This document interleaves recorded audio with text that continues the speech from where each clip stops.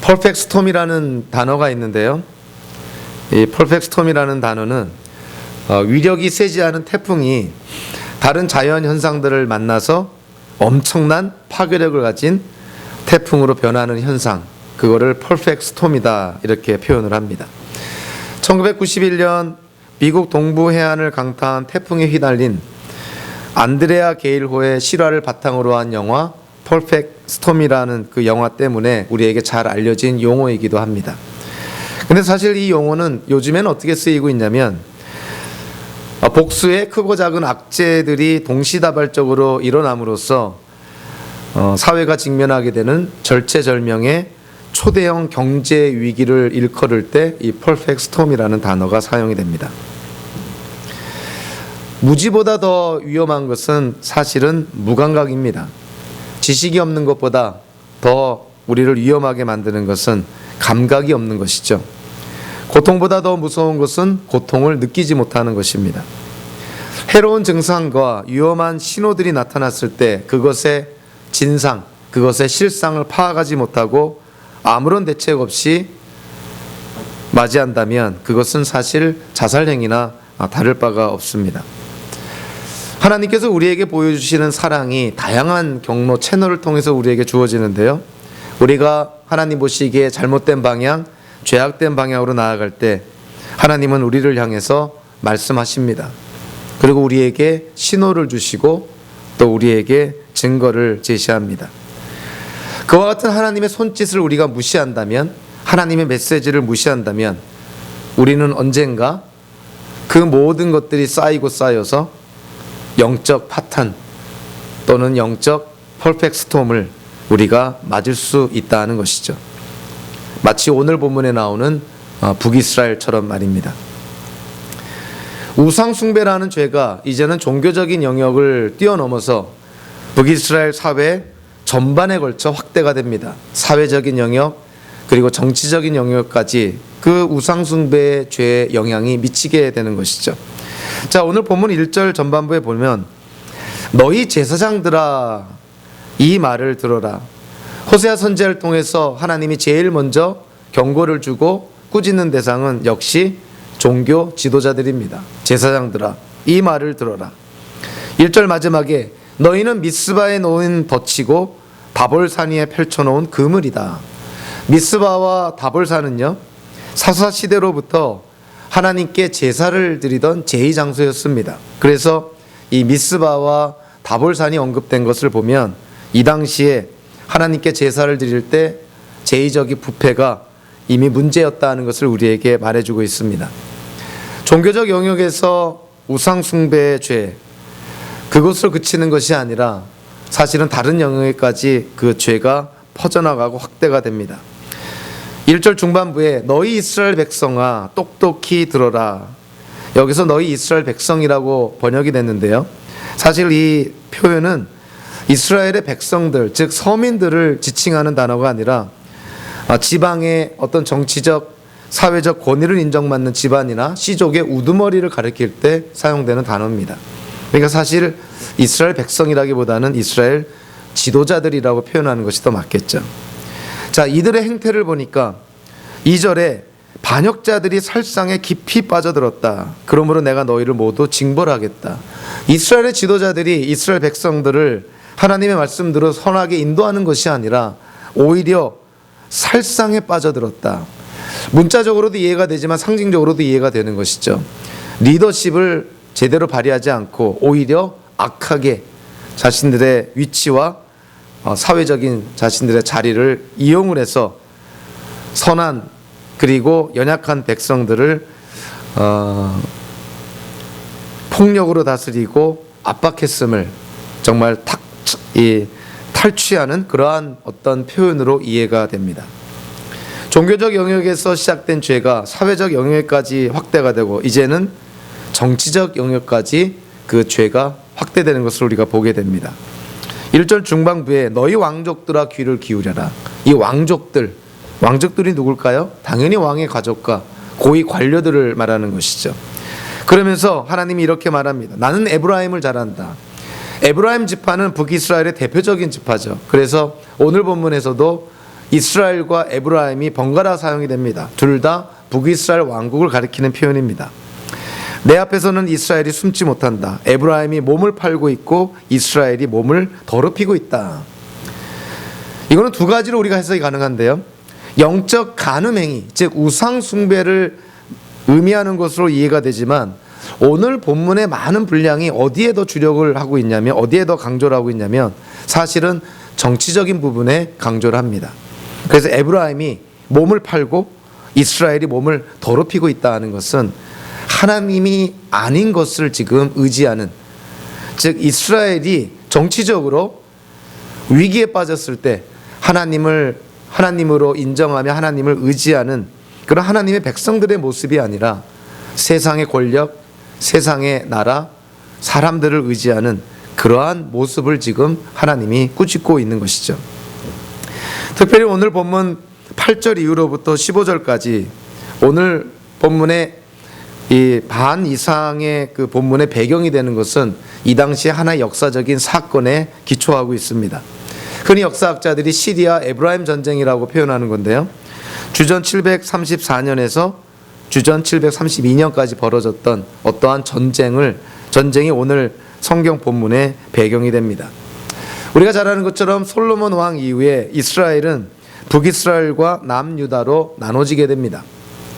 자, 이 당시에 세계가 지금 어떻게 지금 변해가고 있냐면 아시리아라는 새로운 나라가 지금 막 부강하고 있는 것이죠. 조만간에 아시리아가 세계를 다스리는 제국이 돼버립니다. 자, 그런데 이 아시리아에 대항해서 이 가나안 땅 지역에 있는 나라들이 연합군을 형성하게 됩니다. 북이스라엘의 동북쪽에 있는 아람이라고도 하는 시리아, 그리고 북이스라엘이 연합을 맺습니다. 그래서 이들이 반 아시리아 정책을 피게 되는 것이죠. 아시리아가 메소포타미아 지역에서 지중해 쪽으로 자꾸만 진군해 내려오니까 이 시리아와 북이스라엘이 연합을 해서 아시리아를 대항을 합니다. 그러면서 이들이 남유다도 우리 그 연합군에 동참할 것을, 참여할 것을 요구를 하는 것이죠.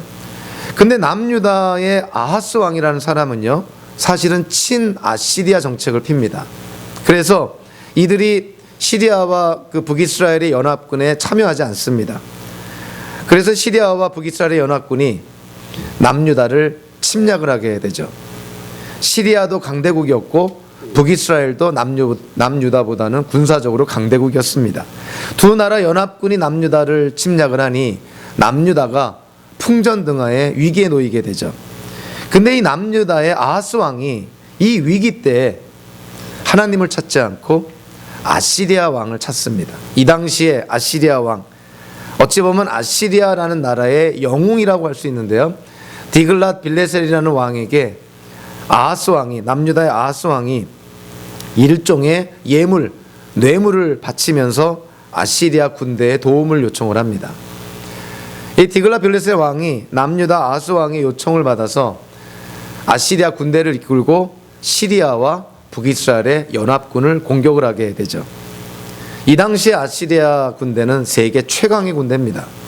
시리아와 북이스라엘이 연합군을 형성했다고 해도 아시리아 군대에는 상대가 되지는 않았던 것이죠. 결국 북이스라엘과 시리아 연합군이 패배하게 되고요. 그래서 그 결과로 북이스라엘의 영토 가운데서 사마리아와 에브라임 지파 산지만 빼놓고는 북이스라엘 영토가 다 아시리아에 빼앗기게 됩니다. 그리고 시리아는 형편이 더 안 좋아졌는데요. 시리아는 끝까지 아시리아와 항전하다가 시리아의 왕인 르신이 아시리아 군대에게 죽임을 당하게 되고, 그리고 그 시리아의 수도인 다마스쿠스는 폐허가 됩니다. 그러니까 철저하게 아시리아 군대로부터 망하게 되는 것이죠.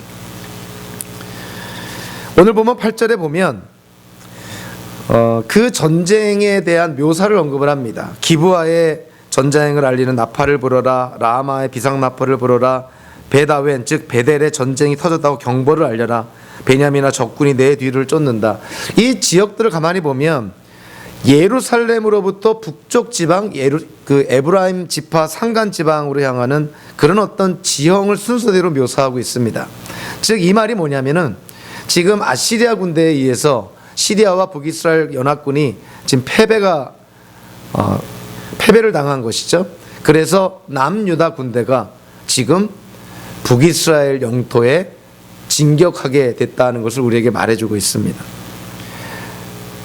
시리아와 이스라엘의 연합군이 남유다를 침략을 했다가 오히려 아시리아 군대로부터 공격을 받아서 결국 전쟁의 짐으로 말미암아 남유다가 이 기회를 틈타 북이스라엘 영토를 침범하게 된 것이죠.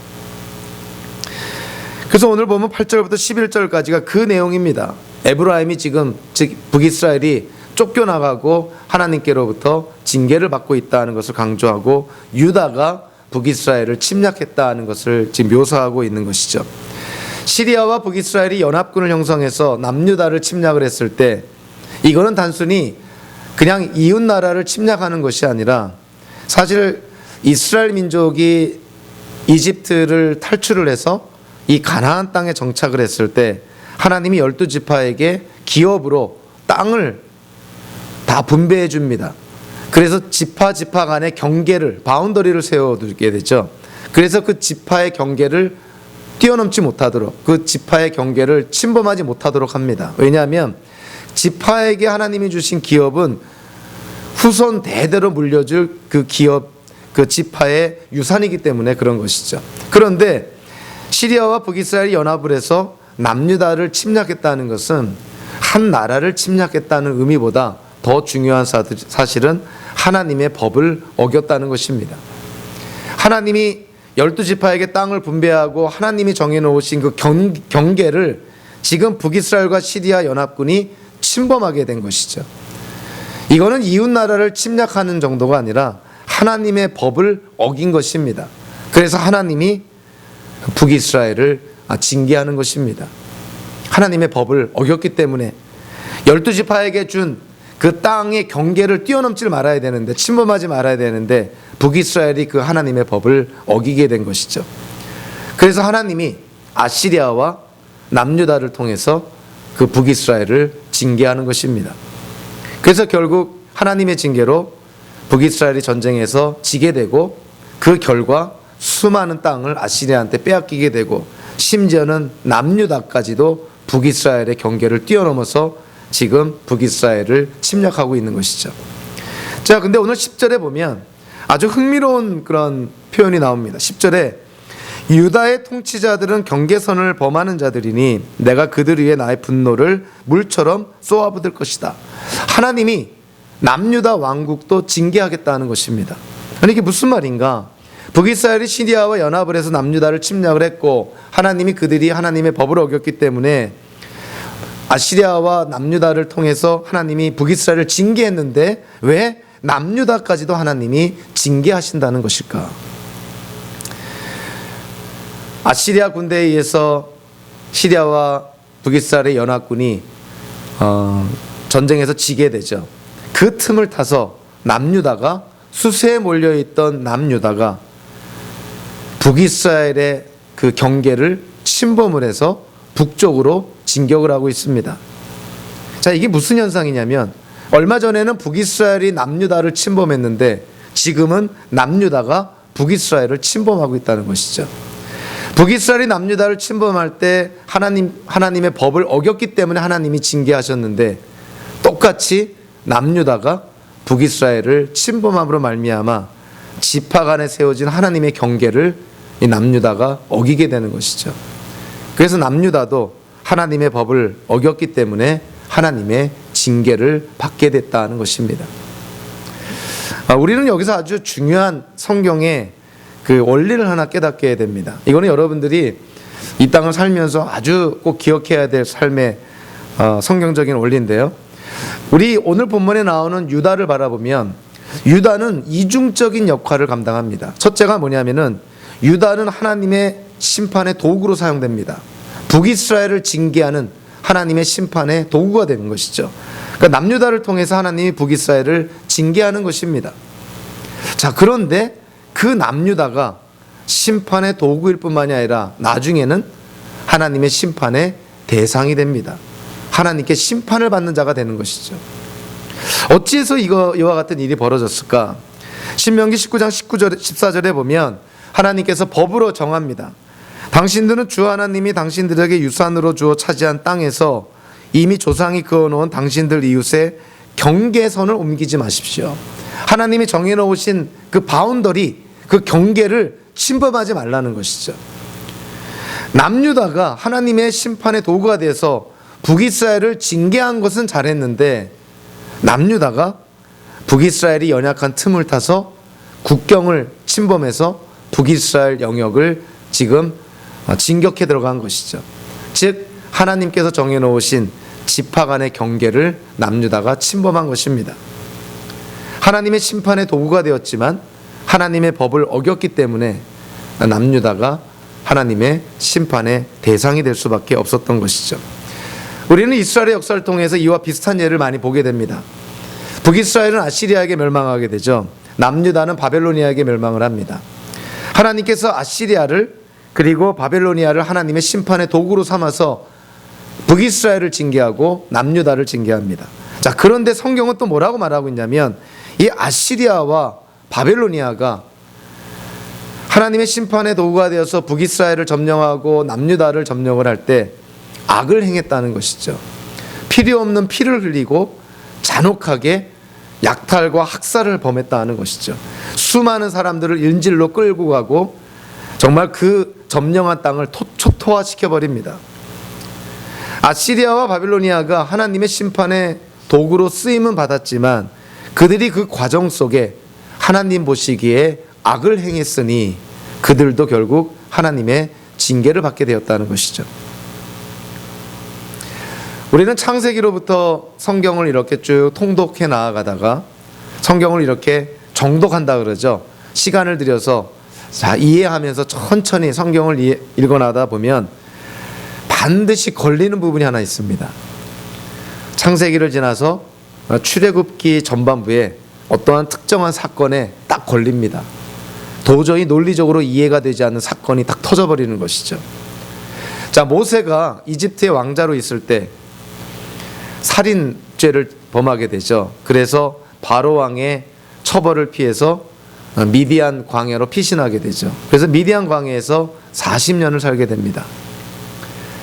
40년이 지났을 때 하나님께서 이 모세를 선택을 해서 이집트에 지금 종살이하고 있는 200만 명이 넘는 이스라엘 민족을 출애굽시키라, 탈출시키라, 엑소더스 해야 된다는 그 사명을 받게 됩니다.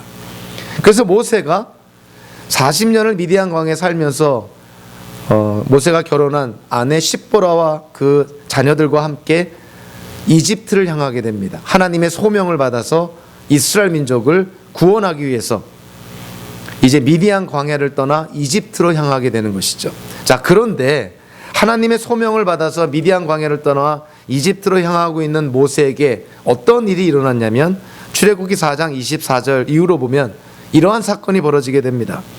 모세가 길을 가다가, 즉 미디안 광야에서 이집트로 하나님의 소명을 받아 이집트로 향하여 가다가 어떤 숙소에 머물러 있을 때 주님께서, 즉 하나님께서 찾아오셔서 모세를 죽이려고 하셨다.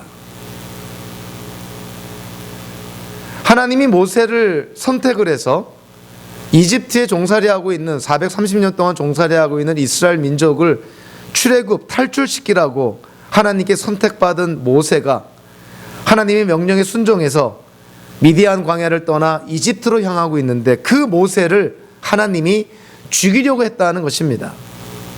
성경을 읽다 보면 이해가 안 되는 거예요. 아니, 이게 하나님이 잘 이해가 안 됩니다. 하나님, 이게 무슨 시츄에이션입니까? 하나님이 모세를 택해서 이스라엘을 구원하라고 이집트로 보내셨는데 왜 하나님이 보낸 모세를 하나님이 죽이려고 하십니까? 여기서 이제 딱 멈추게 되죠. 이게 도대체 무슨 일인가? 바로 다음에 나오는 성경 구절들에서 우리는 어떠한 단서를 찾게 됩니다. 하나님이 모세를 죽이려고 하니까 그 출애굽기 4장 25절 26절에서 이런 말이 나옵니다. 십보라, 즉 모세의 아내죠. 십보라가 부싯돌 칼을 가지고 제 아들의 포피를 잘라서 모세에 발해되고 당신은 나에게 피난편입니다 하고 말하였다. 그래서 주님께서 그를 놓아주셨는데, 즉 모세를 죽이지 않으셨는데, 그때 십보라가 피난편이라고 말한 것은 바로 이 할례 때문이다 이렇게 말합니다. 그러니까 하나님이 모세를 죽이려고 했던 이유가 할례와 관계가 있다는 것이죠.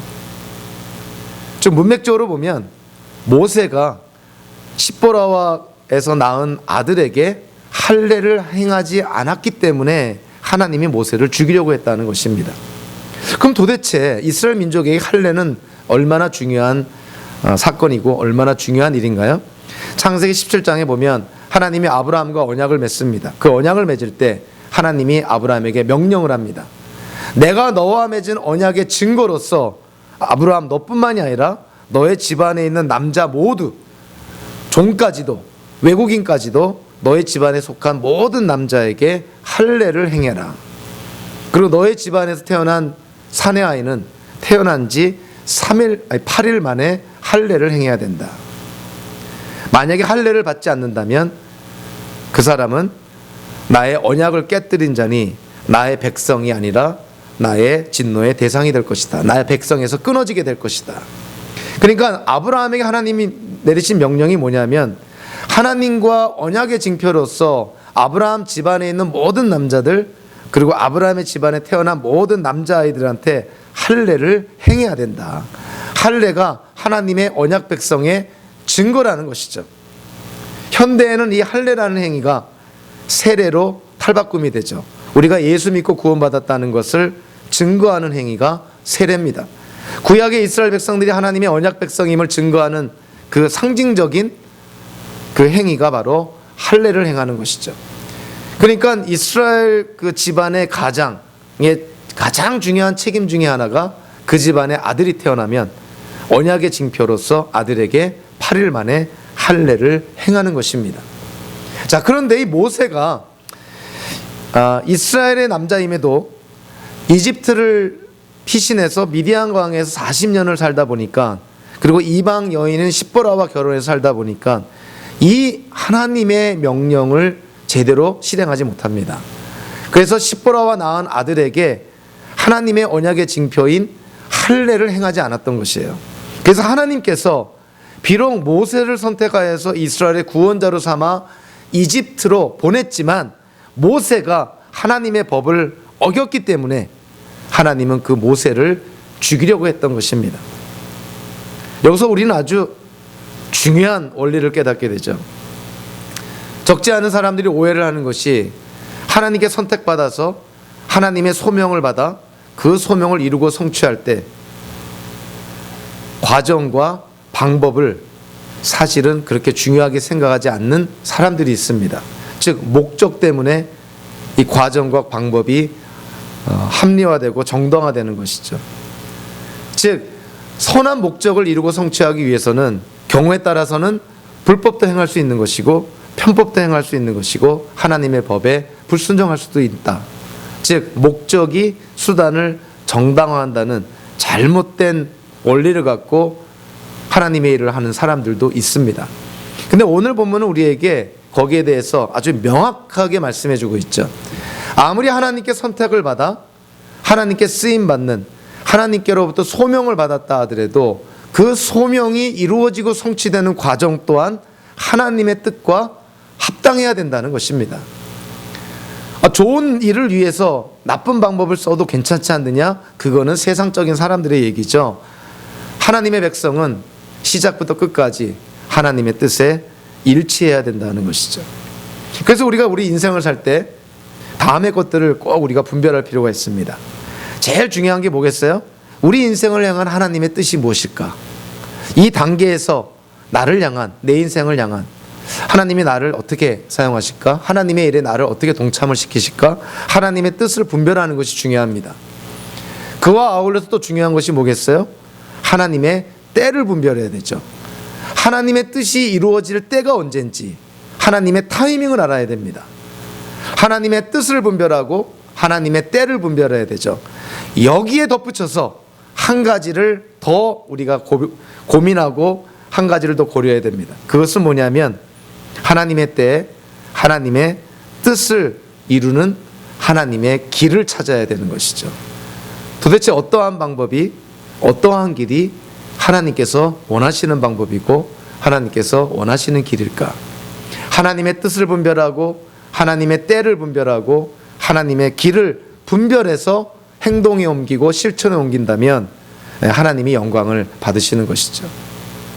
남유다가 하나님께 택함을 받아서 북이스라엘을 징계하는 도구가 됐는데 그 남유다가 그 과정 속에서 하나님의 법을 어깁니다. 불법을 행하는 것이죠. 그래서 하나님이 유다까지도 하나님이 징계합니다. 저와 여러분들이 하나님께 택함받은 하나님의 자녀로 이 땅을 살 때 하나님께서 우리에게 특별한 어떤 사명을 주실 수 있습니다. 놀라운 사명을 주실 수가 있죠. 특별한 임무를 주실 수가 있죠. 그 임무를 이루고 성취하는 과정이 하나님의 뜻에 합당해야 됩니다. 좋은 목적이라고 해서 불법적인 방법을 사용하는 것은 결코 하나님의 영광 드러나지 않습니다. 아무리 선한 목적이라 그래도 하나님의 그런 정해주신 길, 하나님의 법을 어기면서까지 선한 목적을 이루는 것은 성경적이지 않습니다.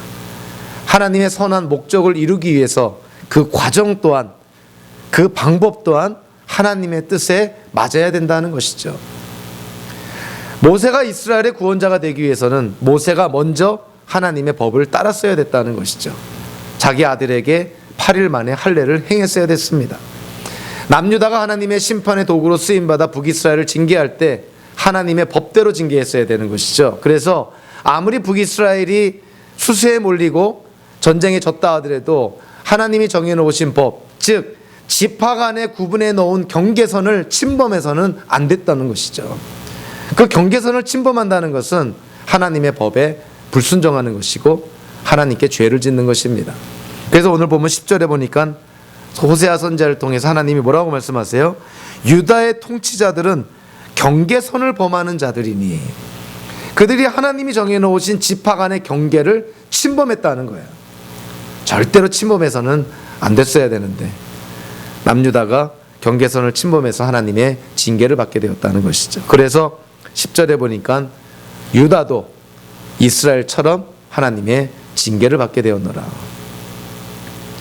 그래서 우리가 기독교인으로서 우리가 이 땅을 살 때는 목적도 중요하고 계획도 중요하고 하나님께 받은 소명과 사명, 임무도 중요하지만 과정도 중요합니다.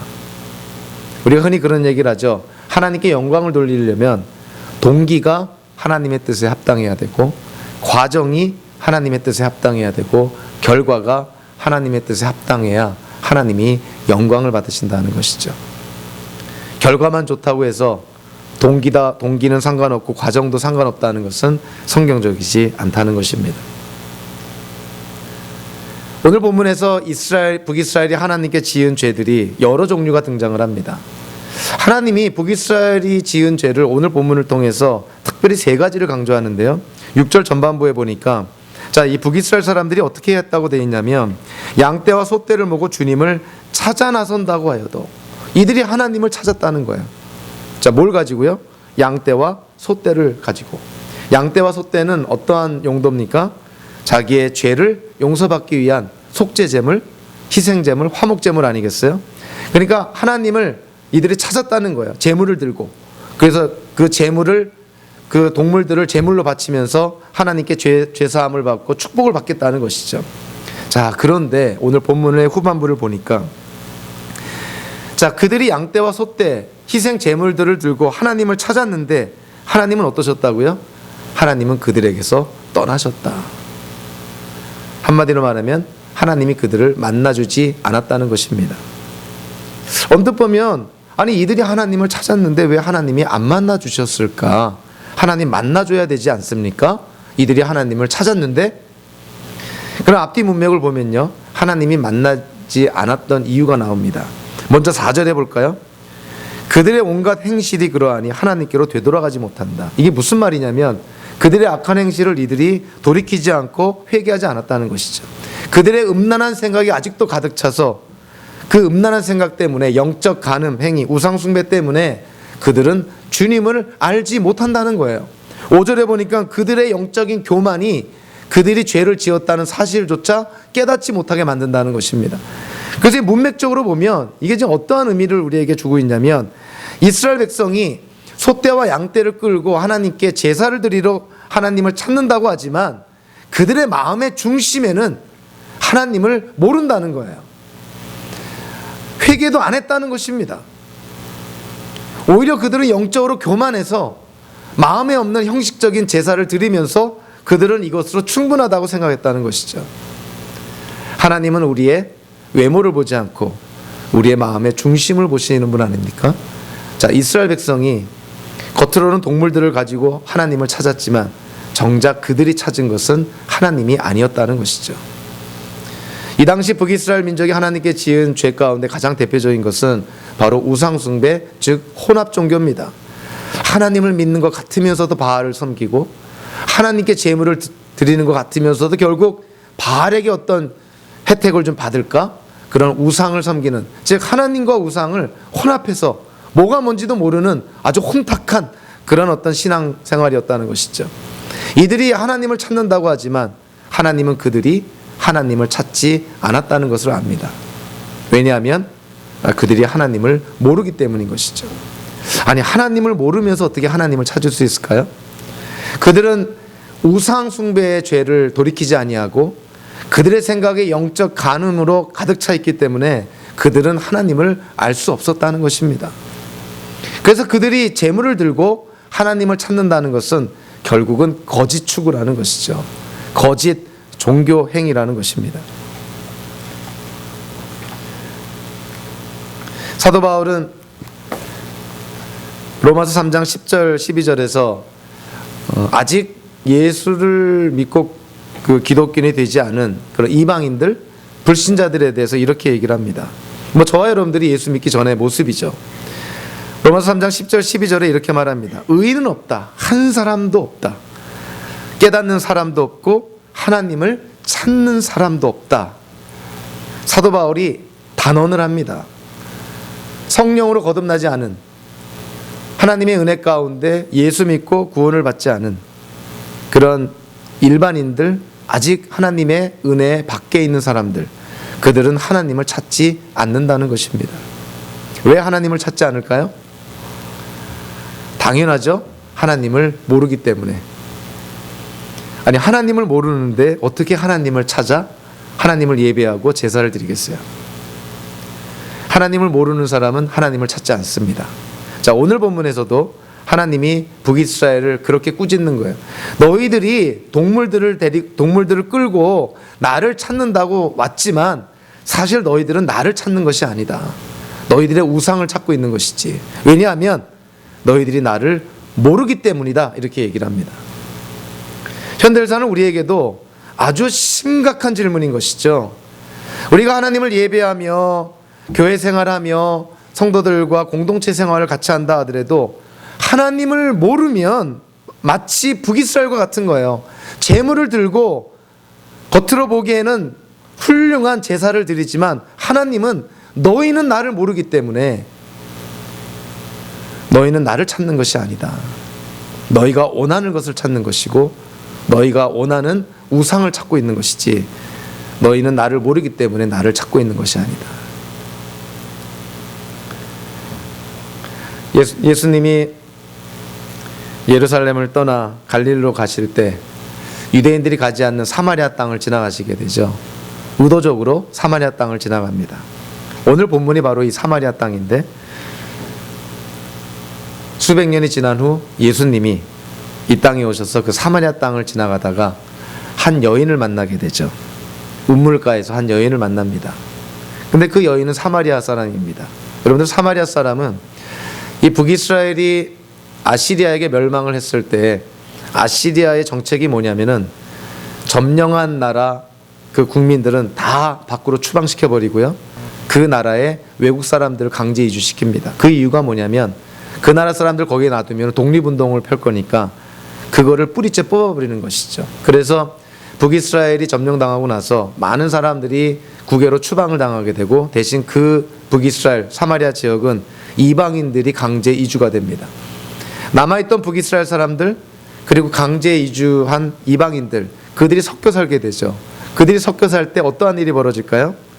당연히 이스라엘 사람과 이방인들 간에 결혼이 일어나게 되죠. 이스라엘 사람과 이방인 사이에 태어난 자녀들, 피가 섞인 것이죠. 일종의 혼혈이죠. 그들을 사마리아인이라고 칭합니다. 그 사마리아인은 반은 유대인이고 반은 이방인이었죠. 그래서 순수한 혈통을 갖고 있는 유대인들은 사마리아인들을 인간으로 취급하지 않습니다. 동물보다 더 천한 인물로 취급을 하죠. 그래서 유대인들은요, 사마리아 지역 땅을 밟질 않습니다. 땅을 밟으면 재수없다는 것이죠. 그래서 사마리아 땅을 들어갔다가 나올 때는 자기 발에 묻은 먼지나 흙을 털굽니다. 그만큼 사마리아 사람들, 사마리아 지역은 유대인들에게 있어서 접근하면 안 되는 아주 하나님께 저주받은 그러한 땅으로 여겼던 것이죠. 근데 예수님이 그 사마리아 지역을 일부러 지나가십니다. 일부러 지나가면서 사마리아 여인을 만나게 되고 사마리아 여인과 대화를 하게 되죠. 사마리아 여인이 예수님께 일종의 항변을 합니다. 당신 유대인들은 예루살렘에서 하나님을 예배하지만 우리는 사마리아 땅 이 산에서 하나님을 예배합니다. 이 산, 거기가 어디냐면 그리심산이라는 데예요. 그리심산에 사마리아 성전이 있었는데 유대인들에 의해서 파괴가 되었죠. 어쨌거나 사마리아 사람들은 예루살렘에 가지 않고 이 그리심산에서 하나님을 예배한다는 것이죠. 그러면서 예수님께 항변을 합니다. 사실 유대인들과 사마리아인들은 역사적으로 풀릴 수 없는 앙숙의 관계, 원수의 관계입니다. 정말 이거는 해결하기, 하나님 아니면은 해결하기 어려운 그런 관계 속에 놓여 있었죠. 그래서 사마리아 여인이 예수님께 막 따져 묻는 것이죠. 당신 예루살렘에서 예배 드리시오. 우리는 이 그리심산에서 예배 드리겠다. 거기에 대해서 예수님이 엄청난 말을 하시죠. 뭐라고 말합니까? 하나님은 영이시다. 하나님은 영이신데 장소에 제한받지 않는다는 거예요. 하나님은 영이시기 때문에 무소부재하신 엄니프레젠트한 하나님이시기 때문에 예루살렘에서 유대인들이 예배 드릴 때도 하나님이 그 예배 받으신다는 거예요. 그리고 사마리아인들이 그리심산에서 하나님을 예배할 때도 그 예배를 받으신다는 것입니다. 하나님은 장소에 제한받으신 분이 아니다. 하나님은 영이시다. 이렇게 얘기를 합니다. 그러면서 예수님께서 하나님을 예배할 때는 장소가 중요한 것이 아니라 뭐가 중요하냐면 하나님을 예배할 때는 영과 진리로 예배를 드려야 된다. 성령의 인도함을 받아서 하나님의 말씀 진리 가운데 그리고 마음과 뜻과 정성을 다해서 그렇게 하나님을 예배해야 된다. 장소가 중요한 것이 아니다. 모양이 중요한 것이 아니라는 거예요. 예배를 드리는 자들의 애리투드가 중요하다는 것이죠. 영과 진리로 예배를 드려야 된다. 진실되게 드려야 되고 깨끗하게 드려야 되고 마음을 다해서 드려야 되고 하나님의 말씀 가운데 드려져야 된다. 성령의 도우심을 받아야 된다. 하나님을 찾는 자, 누가 찾냐면 성령의 도우심을 받는 구원받은 자, 하나님을 아는 자들이 하나님을 예배한다는 것이에요. 그러니까 북이스라엘 사람들이 하나님을 모르면서 하나님을 예배할 수 없다는 것이죠. 당연히 그들의 제사는 하나님의 기준에 못 미칩니다. 그래서 하나님이 그들을 떠나시는 것이죠. 그들을 만나주지도 않습니다. 그들이 제물을 드려도 전혀 그들에게 용서를 베풀지도 않습니다. 더 나아가서 북이스라엘이 하나님께 지은 죄가 뭐냐면 13절에 보니까 일종의 정치적인 그러한 부분인데요. 자, 북이스라엘 사람들은 특히 지도자들은 하나님을 자기의 하나님으로 여기고 자기 인생의 주님으로 고백을 합니다. 자, 그런데 정작 어려운 일, 위기가 닥치니까 그들의 모습 속에 하나님이 없습니다. 평상시에는 하나님을 잘 믿는 것 같은데, 평상시에는 하나님을 하나님으로 여기는 것 같은데, 정작 어려움과 고난과 위기가 닥치니까 그들은 하나님을 찾질 않아요. 13절에 보니까 자, 에브라임이 전쟁에 졌어요. 이제 망하게 됐습니다. 아시리아에게 망하게 됐어요. 자, 그랬을 때 에브라임이 누구를 찾아요?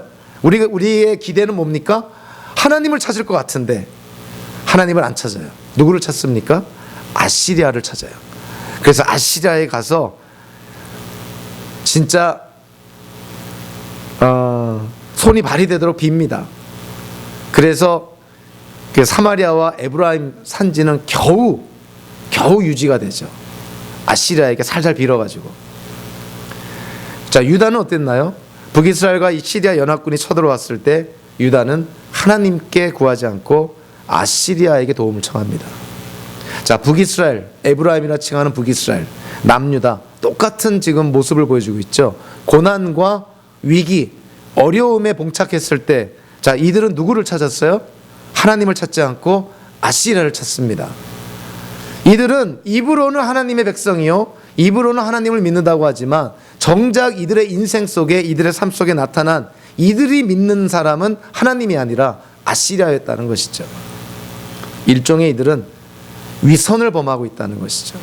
입으로는 고백을 하지만 행동으로는 그 고백에 반하는 그러한 모습을 보여주고 있다는 것이죠. 대한제국 멸망사라는 책을 쓴 헐버트 선교사가 있습니다. 그분이 한국인에 대해서 다음과 같이 평가를 했는데요. 한국인들은 사회적으로는 유교도이고 철학적으로는 불교도이고 고난을 당할 때는 영원 숭배자, 즉 미신적이 된다. 그래서 어느 한국인의 종교가 무엇인지 알려면 그가 고난에 빠졌을 때 어느 쪽으로 기우는지 살펴보면 된다. 정말 전곡을 찌르는 말 아니에요? 저와 여러분들이 어려울 때, 고난당할 때, 아주 중요한 결정을 내릴 때, 한국에 보니까 이 기독교인들이 자녀들이 대학 들어갈 때, 결혼할 때, 뭔가 중요한 결정을 내릴 때 기독교인들 가운데 얼마나 많은 사람들이 기도원을 찾지 않고 누구를 찾겠어요? 점쟁이들을 찾는다는 것 아닙니까? 점쟁이들. 기독교인들도 사주팔자 보고, 아니 미래가 점쟁이 손에 달려있나요? 사주팔자 보면 미래를 우리가 확신할 수 있나요? 저와 여러분들이 어려움을 당할 때, 진짜 힘들 때, 사방팔방 다 막혀있을 때, 소망 없을 때, 인생이 밑바닥 칠 때, 여러분들 누구에게 손을 내밉니까? 누구를 먼저 찾습니까? 누구에게 의지합니까? 그 의지하는 대상이, 여러분들이 손 내미는 대상이 여러분들의 진짜 믿음의 대상이에요. 북이스라엘은 입으로는 하나님을 하나님이라고 인정한다고 고백을 했지만 그들의 삶에 나타난 모습은 하나님이 그들의 믿음의 대상이 아니었습니다. 그들은 하나님을 몰랐던 것이죠. 그들은 오히려 주변의 강대국에 손을 내밀어서 어떻게든 살아보려고 아둥바둥 됐던 것이죠. 그러한 북이스라엘의 죄를 보고 하나님의 징계가 임하지 않을 수가 없는 것이죠. 자, 오늘 보면 12절에 보니까 북이스라엘은 하나님이 뭐로 징계한다고 되어 있냐면 좀으로 내가 징계하겠다. 남유다는 썩이는 것으로 징계하겠다. 자, 좀이라는 게 뭐예요? 좀은 옷을 해하는 것이죠. 옷이 망쳐집니다. 좀 때문에. 썩이는 것은요, 일종의 뼈가 곱는 골저 같은 것입니다. 이 뼈가 곪기 때문에 결국 죽음에 이르게 되죠. 그러니까 좀이나 썩이는 것은 잘 눈에 띄지 않습니다. 그리고 점진적인 것이죠. 하나님의 심판이 점진적입니다. 하나님께서 이러한 심판을 통해서 북이스라엘과 남유다를 징계함으로 그들이 하나님께로 돌아오게 하겠다는 거예요. 자, 그런데 13절에 보니까 그들이 어떻게 했다고요? 하나님께 돌아왔습니까? 하나님을 찾았나요? 북이스라엘도 남유다도 아시리아를 찾죠. 하나님의 징계를 받고 그 징계가 하나님께로부터 왔다는 걸 깨닫지를 못해요. 그래서 아시리아에게 찾아갑니다. 애걸복걸합니다. 구걸해서 겨우겨우 목숨을 이어가고 있죠. 거기에 대해서 하나님이 지금 북이스라엘과 남유다가 이런 정도의 심판 가지고는 정신을 못 차리는구나. 그래서 14절에 또 다른 심판을 보냅니다. 다 상징적이지만 훨씬 더 과격하고 단호하고 철저한 심판의 상징을 보여주고 있죠. 그게 뭡니까? 사자를 보내겠다. 내가 사자를 보내어서 에브라임, 남유다 갈기갈기 찢어버리겠다는 거예요. 그들이 죄를 회개하지 않으니, 하나님께로 나오지 않으니 내가 사자를 보내서까지 그들을 징계하고 그들을 나에게로 돌이키겠다. 자, 사자를 하나님이 보내서 갈기갈기 찢기는 그러한 심판을 받았다면 이쯤 되면 하나님께 돌아와야 될 것 같지 않습니까? 그런데 본문의 문맥을 보니까 아직도 하나님께 돌아오질 않아요. 갈기갈기 찢기는 사자 같은 하나님의 심판을 받았는데도 하나님께 돌아오지 않습니다. 그래서 15절에 보니까 하나님이 어떻게 마지막 심판을 내리나요? 15절 전반부에 이렇게 말하죠. 이제 나는 내 곳으로 내가 돌아간다. 이제는 내가 북이스라엘 남유다 다 떠나버리겠다. 다른 말로 하면 하나님께로부터 그들이 버림받았다는 것이죠. 하나님의 심판, 하나님의 징계를 받아도 깨닫지 못하고 돌이키지 않고 회개하지 않으니 하나님이 그들을 버리겠다는 것입니다. 제가 이 perfect storm이라는 단어를 이렇게 사전을 통해 보면서 또 하나의 그 좀 전문 용어를 하나 알게 됐는데요. 우리의 경험과 관련된 건데 하인리 법칙이라는 것이 있습니다. 하인리 법칙. 이게 뭐냐면은 어떤 큰 사고가 일어나기 전에는 작은 사고들이 일어나고 사전 징후들이 많이 일어난다 그래요. 그러니까 아무런 징후나 아무런 사건이 없이 어떤 큰 문제가 터지는 것이 아니라는 거예요. 어떤 큰 문제가 터질 때는 항상 그거를 미리 예고하는 어떤 작은 사건들, 작은 어떤 현상들이 나타난다는 것이죠. 그래서 하인리 법칙이라는 것이 뭐냐면 이거는 굉장히 데이터, 어떤 자료를 중심으로 나온 거라고 제가 이해를 하는데요. 1대 29대 300의 법칙이라 그럽니다. 자, 1대 29대 300. 이게 뭐냐면은 하나의 큰 사건이 터지려면 29건의 작은 사건들이 먼저 터진대요. 그리고 29건의 작은 사건들이 터지기 전에 300여 건의 증상, 어떤 현상들이 나타난다 그럽니다. 그러니까 지혜로운 자는 어떤 자겠어요? 여러 가지 증상들이 나타날 때 그 실상을 깨닫고 빨리 본질을 깨닫고 돌이켜야 되는 것이죠. 하다못해 증상을 통해서 깨닫지 못하면 이런저런 작은 사건들이 터졌을 때 그 사건들을 통한 하나님의 메시지를 깨달아야 되는 것이죠. 만약에 증상도 무시하고 작은 사건들도 무시하면 어떻게 된다는 것입니까? 하나의 대형 사고가 터져버린다는 것이죠. 얼마 전에 본 그 영화도 보니까 한국의 IMF 그것도 다 마찬가지였어요. 갑자기 대형 사건이 터지는 것이 아닙니다. 다 작은 사건들, 이미 우리에게 어떠한 시그널이 오는 작은 그런 현상들이 다 있었다는 것이죠. 그거를 의도적으로 또는 어리석어서 무시하니 대형 사고가 터져나가는 것이죠. 일종의 퍼펙트 스톰인 것이죠. 태풍이 여러 자연 현상들과 결합이 되었을 때 엄청난 파괴력을 가진 그런 태풍으로 전환되는 것. 증상과 사건들이 우리에게 보여질 때 거기에 따른 하나님의 메시지를 우리가 깨닫고 돌이키면 그것이 가장 지혜로운 자였던 것이죠. 자, 북이스라엘이 그러지 않았다는 것입니다. 북이스라엘이 좀과 그 뼈를 곪게 하는 그러한 하나님의 징계를 줬어도 이들이 돌이키지 않습니다. 사자가 그들을 갈기갈기 찢어버리는 심판을 해도 이들이 돌이키지 않습니다. 결국 하나님께로부터 받은 그들의 심판이 뭡니까? 하나님께 버림받은 것이죠. 결국은 그들은 아시리아에게 멸망당하고 남유다는 바벨론에게 멸망을 당합니다. 자, 그래서 오늘 본문을 가만히 보면 너무나 우리의 마음을 디프레스하게 하죠. 정말 답답하게 하죠. 아무리 하나님의 말씀이지만 이게 왜 덕이 안 되는 거예요. 이게 북이스라엘의 이 그 어리석은 바보 같은 그런 모습을 보면서 하나님의 징계를 이렇게 경험하고 있자니 이게 남의 얘기가 아닌 것이죠. 자, 그런데 감사하게도요, 오늘 본문은 그것으로 끝이 아닙니다. 자, 오늘 본문 맨 마지막 15절에 보면 이렇게 나오죠. 나는 이제 내 곳으로 돌아간다. 즉 북이스라엘과 남유다를 버리겠다는 거예요. 그들과 내가 더 이상 동행하지 않겠다 하는 것입니다. 그들을 떠나겠다 하는 것입니다. 그런데 15절 후반부에 보니까 뭐라고 말합니까? 그들이 죄를 다 뉘우치고 즉 회개하고 나를 찾을 때까지 어떻게 하겠다고 하나님이? 기다리겠다. 그들이 올 때까지 기다리겠다. 자, 그들이 환난을 당해서 고난을 당해서 정말 인생의 밑바닥을 치는 어려움을 당했을 때 그들이 나를 찾아 나설 것이다. 이렇게 하나님이 기대하고 있습니다. 하나님이 이스라엘 민족에게 징계를 내리지만 징계는 징계를 위해서 내리는 것이 아니라 그 이스라엘 민족이 회개하고 돌이키고 회복하기를 위해서 징계를 내리는 것이죠.